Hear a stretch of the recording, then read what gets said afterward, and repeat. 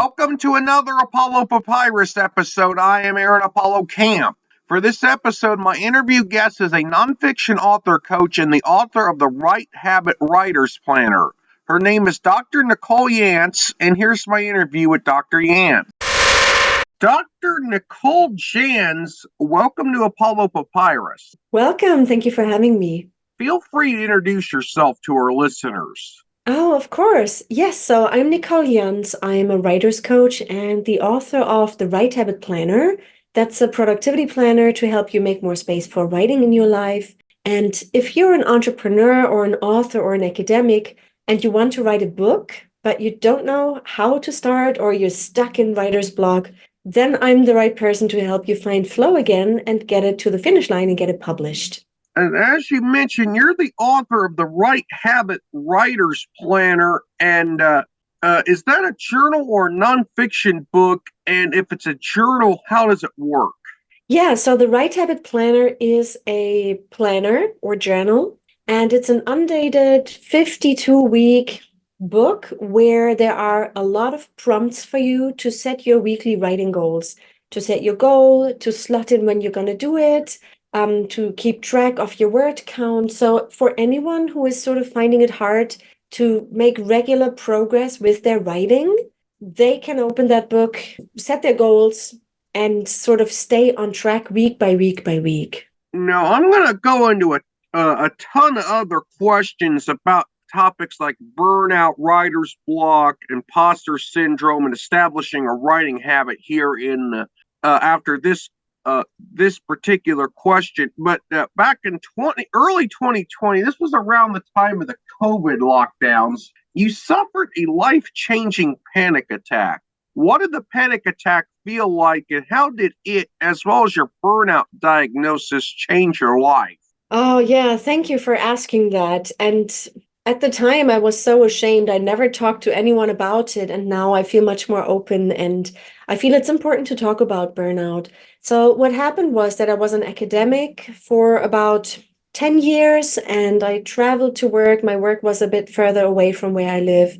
And I noticed that I found it really hard to deal with the pressure of the job. You know, I was constantly teaching, publishing, dealing with students, dealing with admin. And I found that I was getting more and more overwhelmed and exhausted from my job. And at the same time, I didn't want to admit that to anyone. And also, I made the big mistake of trying to work harder and harder. So I worked weekends, I worked in the evenings, I had 2 young kids. So you can already see that this cannot sustain itself. So I basically overworked and ignored all the signs of burnout. And then when I came home from a work trip, one day I sat on a train back home. It was late at night, and suddenly I felt really dizzy, and I felt like I couldn't breathe properly. My chest was very tight. And I got these thoughts, oh, I need to get off this train. Something is happening to me. Maybe I'm having a heart attack. And what if, no one's going to help me? What if I'm going to die on this train? And it's easier to talk about it now. But back then I was in a complete state of panic and catastrophizing what's going on. And it took a while because the train, it was a 5-hour ride home. So I had a 5-hour panic attack, and I really only managed by sort of just taking small breaths. And I had a little Lego duck in my pocket that I played with. Like, I took it apart and rebuilt it in many different ways. And the duck looked different every time. So I kept myself sort of distracted, but it was awful. And I returned home and went to my doctor and said, I think I have maybe I have an illness with my heart or something like that. And we figured out what I really had was burnout and anxiety. And that was a good thing now that I see it, right? Back then I had to take 4 months off work. I found it very hard to tell any of my colleagues or my boss. I felt extremely ashamed that I had burnt out. But during those 4 months, as you just said, COVID hit at the same time.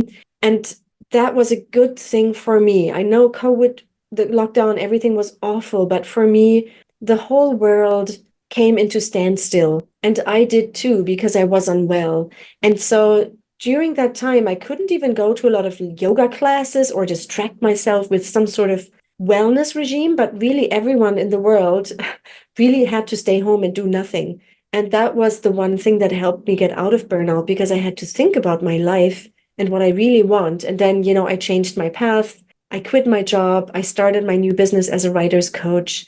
And yeah, out of that really hard time came something beautiful and something joyful. And so thank you for asking that. I feel like there's often joy and learning and growth in crisis moments. And now that I've got it behind me now. So now I can see it and talk about it. What coaching services for authors do you offer? I understand they're mainly for nonfiction authors. And who are some authors who have used your coaching services? Yes, so in my coaching, one of the things I do is help authors not get burned out. And it sounds a bit like it's unrelated to writing, but that's not true. So everything I do with my planner and my own story that I've been through has to do with when a writer comes in for me and we do either one-on-one coaching or they have small group coaching, we do talk about the book that I'm writing. Many of them are academics or maybe business people who are writing a book to promote their business.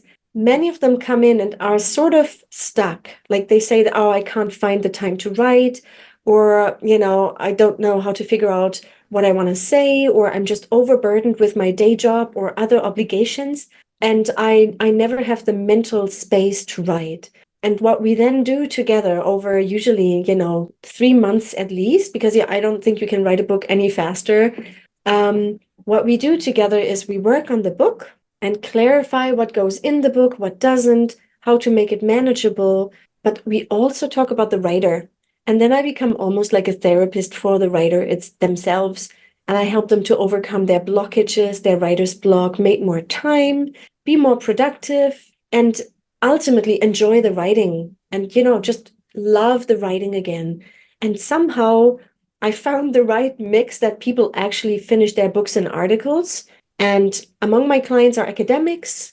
One of them just today, she was promoted to full professor. I can't say her name yet because it's unofficial, but she was an academic. She submitted her book with me, which then helped her to apply for promotion, and she now is a full professor.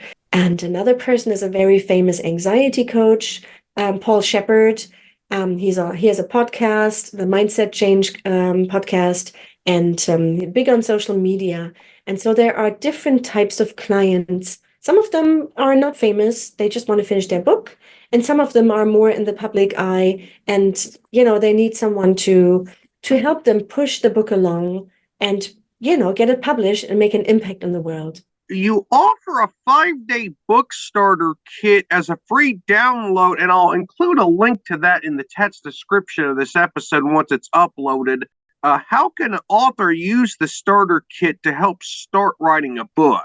Oh, yeah. Thank you for asking. And that is I'm so happy that I can offer this for free to people. It's a mini course. It's called Start Your Book in 5 Days.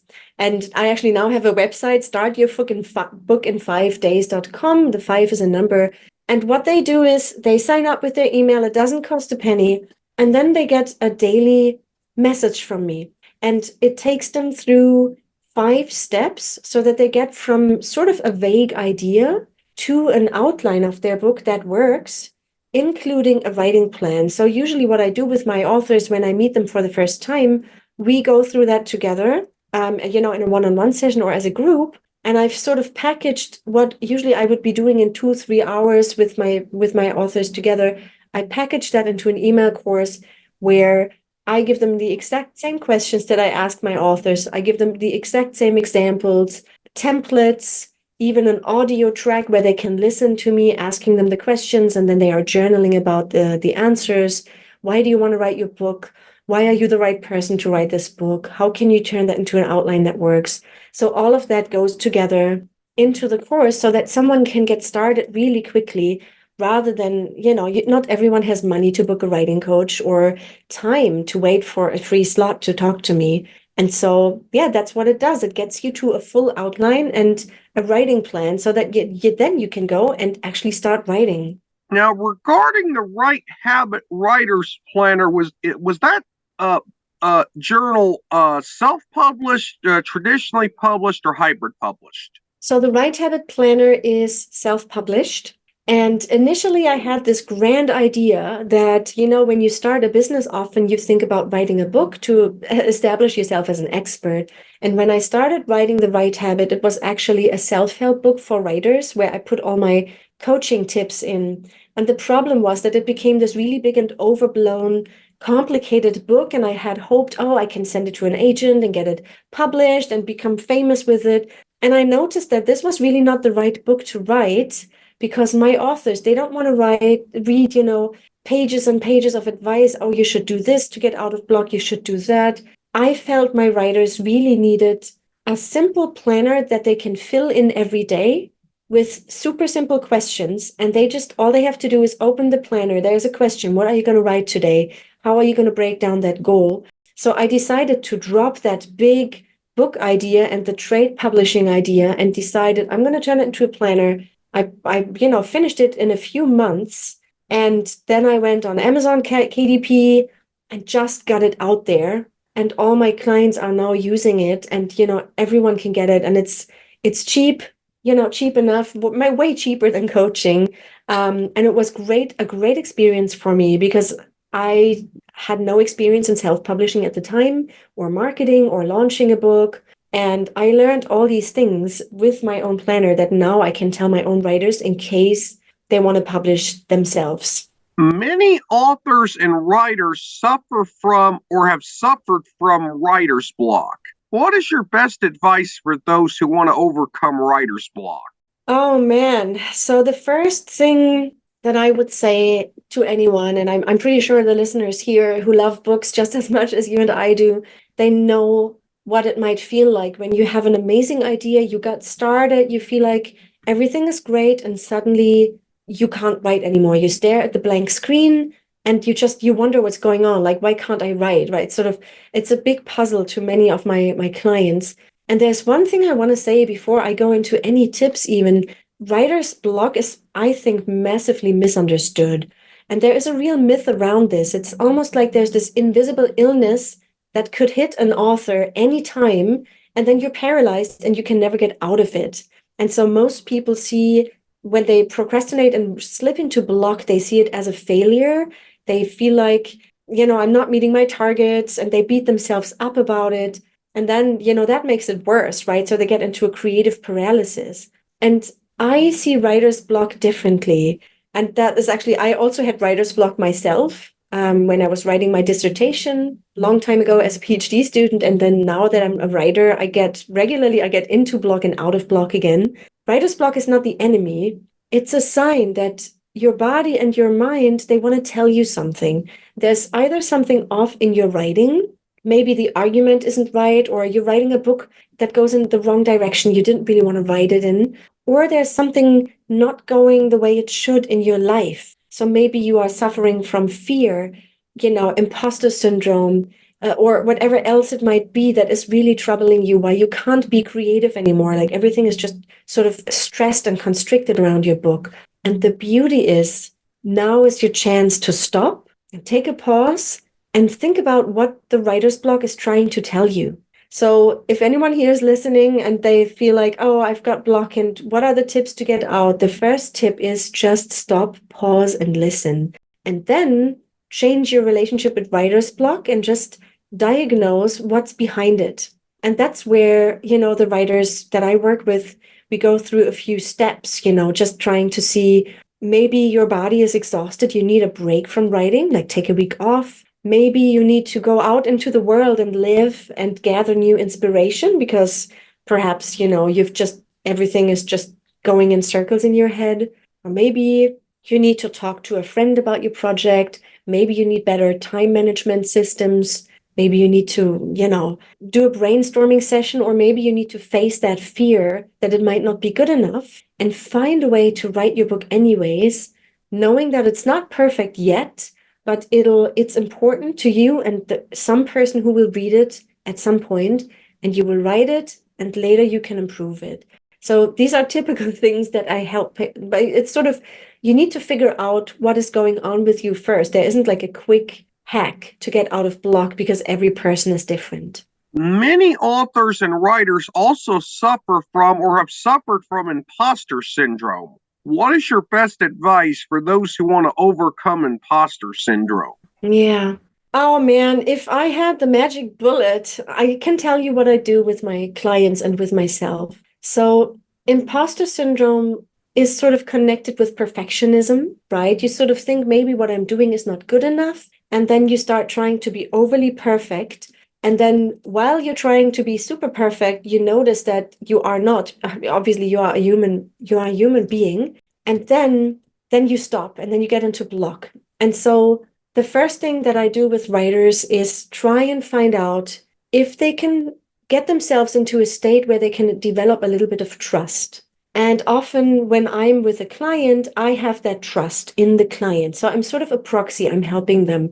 I would never ever take on a client if I think they cannot write a book. I actually have a screening process before I work with anyone. So I trust in my writer and I try to help them trust themselves as well. So anyone with, imposter syndrome, find a way to trust yourself. And if you cannot trust yourself as a writer, if that feels too big of a stretch, can you trust that your story and your insights matter?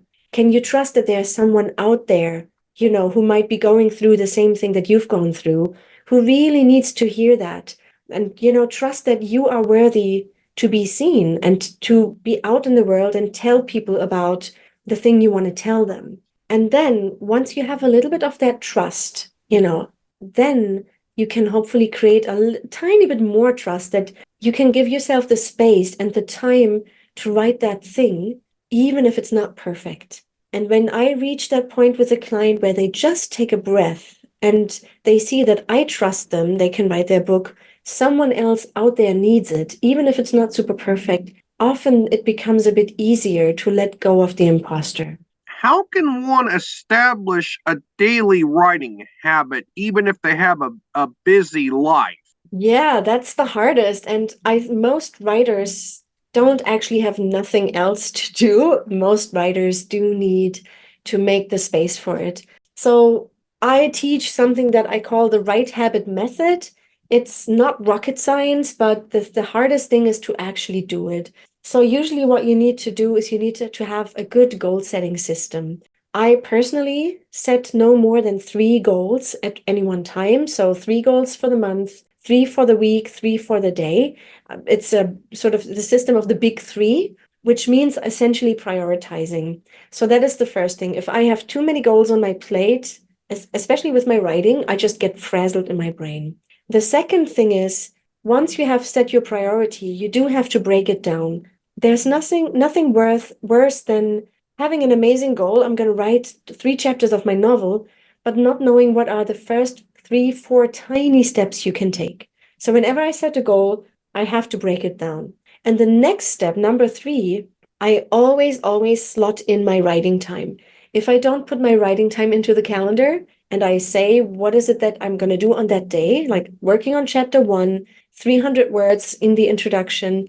If I don't do that, my time is just going to slip away. So it has to be in the calendar. And step number 4 is tracking. I track my writing. I track how much I can write in an hour. I track how much I can do in a day. I also track my energy levels. So if I notice that in the afternoons I have writing slots, but I tend to not take them and I'm just sitting there and yawning, then I know, okay, I can learn from that information. Probably I should be writing first thing in the morning. So with this system of priorities, breaking it down, slotting it in, and tracking yourself, you can collect a lot of information about yourself and how you write and what's good and bad for you. And you make your goals manageable. And that is sort of where I would start. Nicole, thank you for appearing on Apollo Papyrus. You were an amazing guest. Thank you so much for having me. I'll include a link to the free book starter kit that Dr. Janz provides on her website in the text description of this episode. This is Aaron Apollo Camp reminding y'all to write and read your passion. Bye for now.